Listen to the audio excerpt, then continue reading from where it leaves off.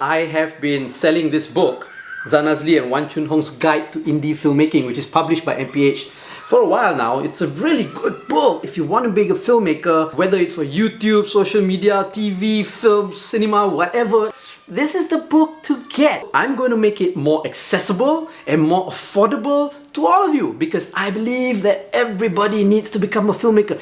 The more filmmakers we have in the world, I think this world will be a better place to live in. Now it's available as an electronic book download on my website. I'm going to link it here. It's really cheap, it's really affordable. It's only 5 ringgit if you want to get the ebook version. Okay, 5 ringgit. It doesn't really cost much, right? It's just a little bit of something for me. I mean, it did take a lot of work to write. Each chapter of this book talks about one part of the filmmaking process. And for each chapter as well, I interview a local filmmaker. It's only 5 ringgit. It's only 5 ringgit. Alright, you're watching and listening to the Fat Bidin Film Club, and I'm assuming I'm Zan Azli. And I'm Shali Ustawan. As usual, every week we watch a local film and we review it. And it's been several weeks now since we watched a local film and we review it. There were several weeks. Yes. Alright, where we have not reviewed anything. Yes. We've been very busy. But we're back. Alright. Yes. And we are We're back. this week we're gonna be talking about what movie? The much anticipated, actually for me, Kuman Pictures' third film, Irul. Ghost Hotel by Premnath.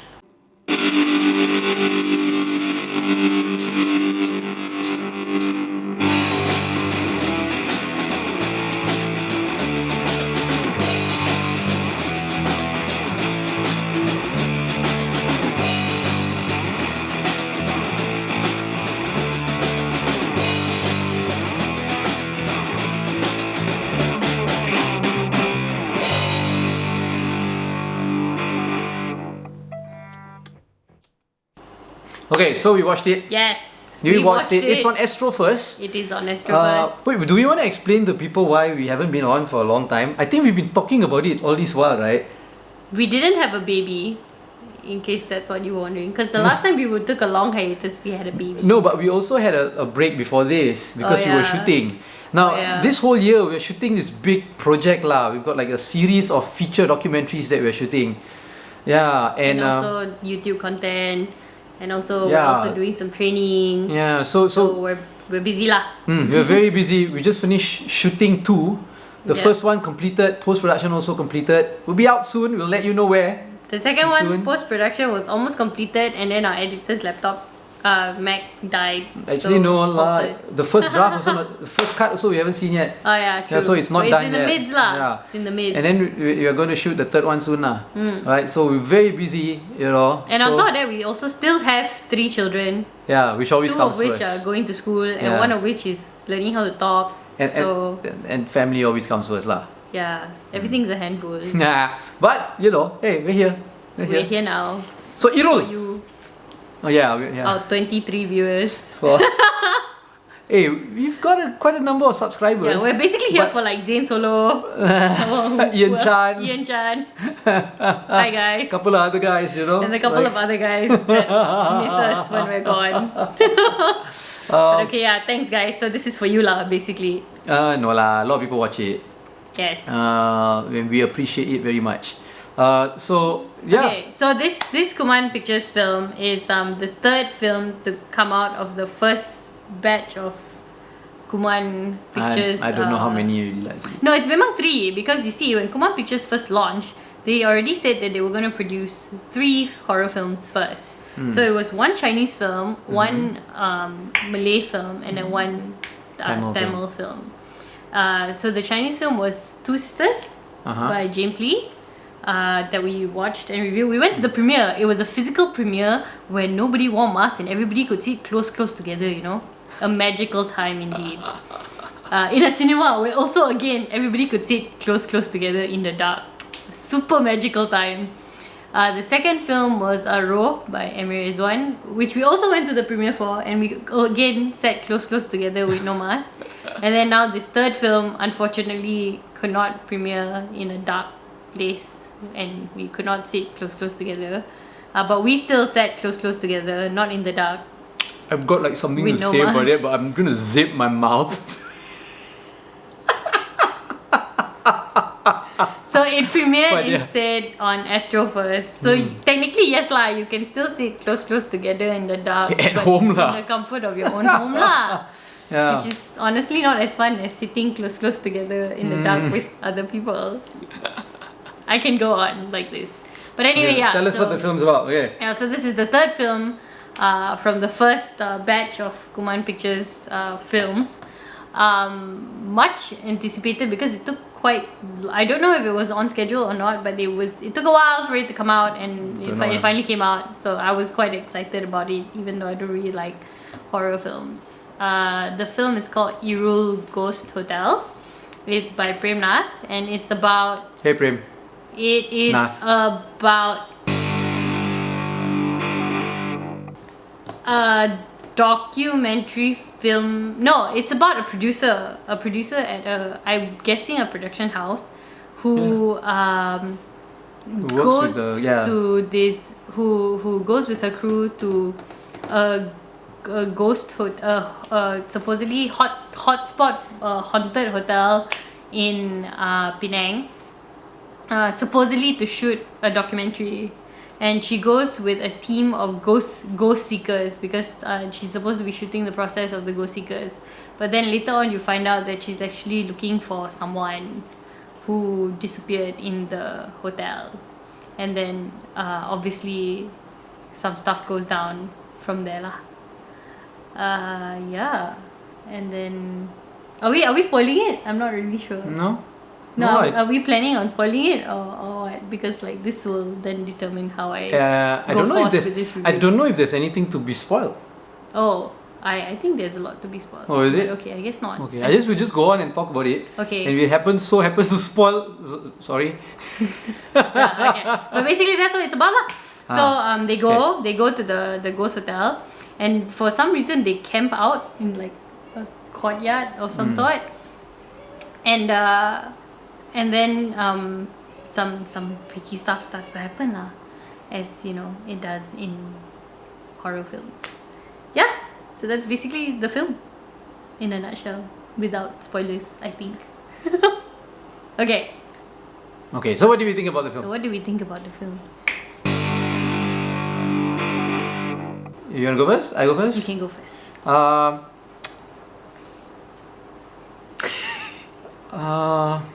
You want me to go first? No. Okay. I'm going. Oh, I'm going. Sorry.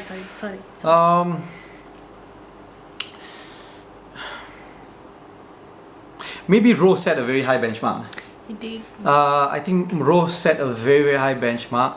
And when this Irul came out, it's very much in the same style as the Blair Witch Project. If you guys remember the Blair Witch Project, yes. I watched it when I was in university when the Blair Witch Project first came out. We thought it was real, but then after that it eventually came out and everybody thought, oh, it's actually not real. But for a very long time, like a year or so, everybody thought it was real. It was found footage. And it was like shot by themselves, you know, and it's this very like shaky cam, kind of like the Blair Witch Project lah, right? That was okay. I thought it was okay. Can I add to that? Okay. Okay, so I really thought that the treatment of the film through the lens of the camera was very interesting and very unique. Bringing back the Blair Witch Project sort of style, but it didn't have the same Blair Witch Project jump scares. I don't know if you noticed that. But did Blair Witch Project have jump scares? No, but there were times when like the camera would switch, right, in Blair Witch Project, and then the ghost would be there. But no, Blair Witch Project did not show any ghosts at all. Oh yeah, but there was like something ghost. but something would happen, right? Like a chair would fly across. Or am I remembering it wrong? Okay, Nothing. I think I'm remembering the wrong film. Blair Witch Project, you just see the people only. Okay. And then you hear things off camera. For sure, You know? it followed like the same sort of format. But the way that they switched between the cameras was quite nice, because they would like 1 minute be using the DSLR and another minute be switching to the GoPro. The transitions between that was quite seamless. I thought that was quite well done. That's true. Yeah. The angles, and you could see that he had a lot of control over the shots that he wanted lah.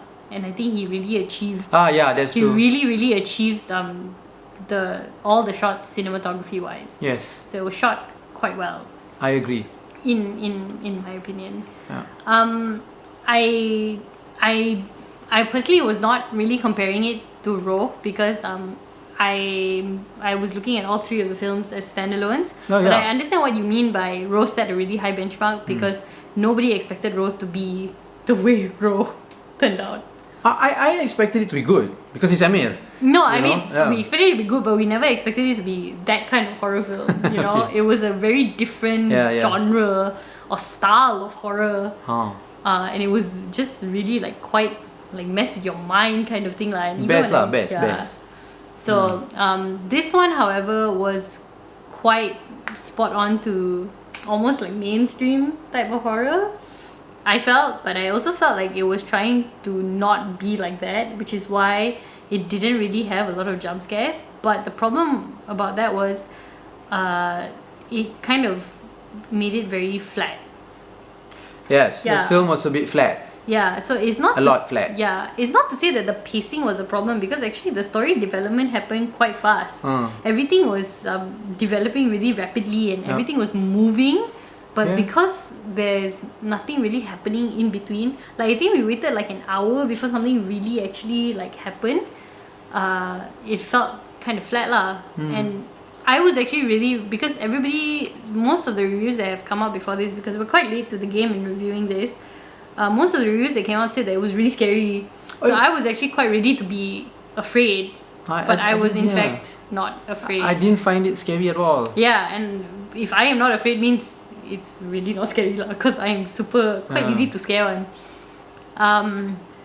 Yeah, so it was a bit flat for a horror film. There wasn't really much of a build up, and even the parts that were supposed to be scary were not really scary. They were kind of template also. Yep. There's a lot of like scaling of walls lah, and then got like demonic writing lah, then got people getting dragged by nothing lah. All of that is just very like It's hard to find. Look, I can't find fault in the acting because the acting was quite decent. Yeah. I can't find fault in the directing of the camera and you know and editing. I can't find fault there. It's actually quite decent. The whole like character development also was quite decent, but somehow it was just a little bit flat lah. Yeah. Huh? But yeah, we're not here to find faults anyway. Yeah. But it's just the feel of it was not as intense, I guess, as we had hoped it would be. Yeah. And And everything was fine. It's just that no feel lah. Yeah, it's okay for a film to not be a horror film even to not be intense, but I think with like monsters and the special effects of the monster face and gore and all that, right? I think it was meant to be intense. Yeah, but it lacked the oomph lah. The gore was also not very. You could see that it was art directed. It was not realistic at all. So it seemed to be trying something, but it did just kind of miss the mark a little bit. It felt like it was all the theories were checked and marked, but the execution oomph, or like what they say, the X factor was just not there. Yeah, Just lacking a little bit. I like the fact that he kind of like wanted to create to discuss like We're touching each other now during reviews. yeah. That's kind of nice. I like the fact that the filmmaker tried to talk about history and relate how the Indian community came to Malaysia and colonization and all that. It was nice to have that there. Okay, I had an issue with that. Okay. Because that came really late in the film yeah. and it was literally like 2 minutes. That's it. It was supposed to be the explainer It was lah. such a short, It was brief supposed to be, explainer yeah. that was just really like, what? And I felt like that explainer was not particularly well explained because to me it felt like there were a lot of loopholes in the story. And in fact, I had poked the loopholes with you, right? And then you were like, oh, but maybe it's just like anybody or whatever. But it felt like it was trying to insert some ideological message about colonization into the film, but it was just executed so badly that it was just basically glossed over. Like, what was the point of that even? It reminded me of another film that we had watched that was also like a thriller, and it was also a Tamil film. I can't remember what it was called. I'm sure we'll look it up later on and find out. But it was the one where there's a guy who drives a lorry or something, and then he brings the people to their house in the estate, and then it turns out he was like harboring people in the house or something, and he's like murderer or whatever. I can't remember. Yeah, it was a long time ago. Right at the end, it was also something like this. Right at the end, he inserts an ideological message about how estate people are oppressed and you know, they're not given opportunities and they're always like sidelined, and it was like a whole monologue or soliloquy about poverty and about classism and everything. What's a soliloquy? And then it was over. Okay. Wait. Again, what is a celebrity? Soliloquy. Telepathy. A monologue lah, monologue. Like he's just ranting on and on. One person talking Okay, that I understand. Telepathy. Okay. Slap you then, you know. Anyway. Telepathy. Anyway, so there was that. And this felt like that. It just reminded me of that. Like, you want to put in these kind of like ideological messages and whatever, right? But it's just it wasn't executed well enough, and it was too brief a moment for you to really like go for it to be meaningful lah. It didn't carry any meaning. It basically was just to explain to you, oh, this is why all of this is happening. Okay, bye. Oh, that's it, really? No. Then then yeah. So that's basically how I felt. Oh, that's it. That's the end. Okay then. So yeah, I didn't really. I felt like it could have been expanded a little better. So since we were already talking about Ro, so Ro also had that, right? They inserted this spiritual, ideological message at the end, but it was an entire scene. It was an entire scene of an exchange between was it Namran? I think it might have been Namran's character and the devil and the demon, Satan, whatever. Yeah. At the end, right? At the end, and they had an entire exchange that was going into that lah. So that kind of like finalized it quite nicely and wrapped it up quite nicely, as opposed to just one guy delivering like 5 lines, and then that's it. It didn't go into why. It explained why all of this was happening, or why everything in the film was happening, so you know lah why it's all happening. But if it was meant to be some kind of ideological message, what was the message?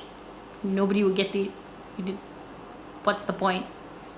So, but you know, potentially Prem was not actually trying to deliver a message. He was trying to finish his film, and here we are just being like asshole intellectuals.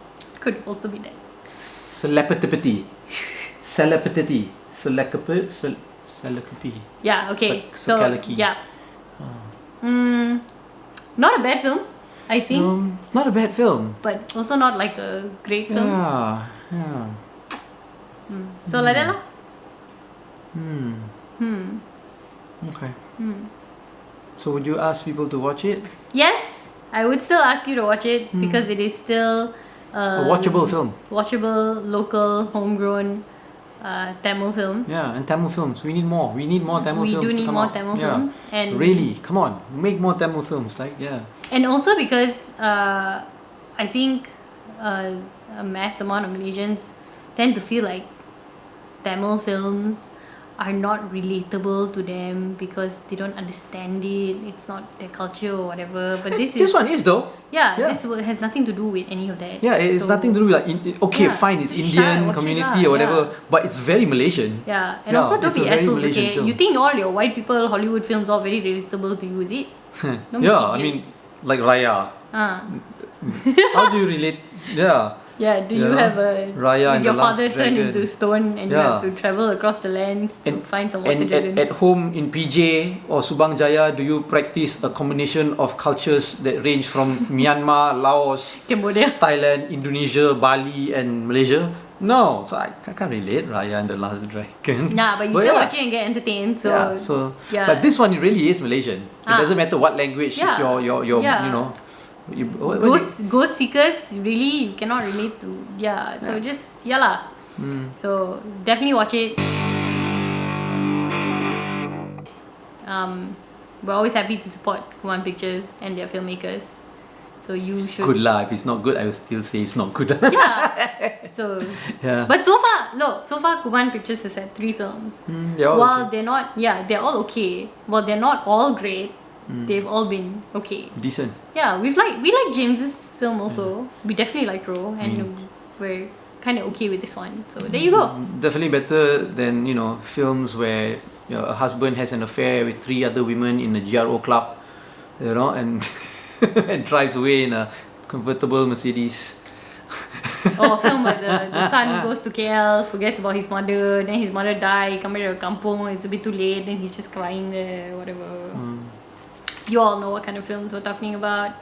Anyway, yeah, so watch Irul Goes Hotel on Astro First, if you have Astro First. Yeah, hopefully it will be also available on like different platforms after this lah. Soon, hopefully. So that's it. That's it. You've been watching and listening to the Fat. Oh wait, So, no, let us know what you video. think. Let us know what you think. Okay, if you If agree you've with seen us or it. don't agree with us. Yes. Right. Tell us what else to watch. We're always Tell us you looking for missed things to us. watch. Tell us that you missed us because you haven't seen us in If a you long actually time. missed us, lah. Even if you don't miss us, just say you missed us. Zan needs that. He needs to be missed. Thumbs up if you like it. Thumbs down if you don't like it. Yeah. Comment, subscribe, follow us on all our social media platforms at FatBidin or go to fatbidin.com to get everything. You've been watching and listening to the Fat Bidin Film Club. I'm assuming I'm Zan Azli. And I'm Shell Aimstawan.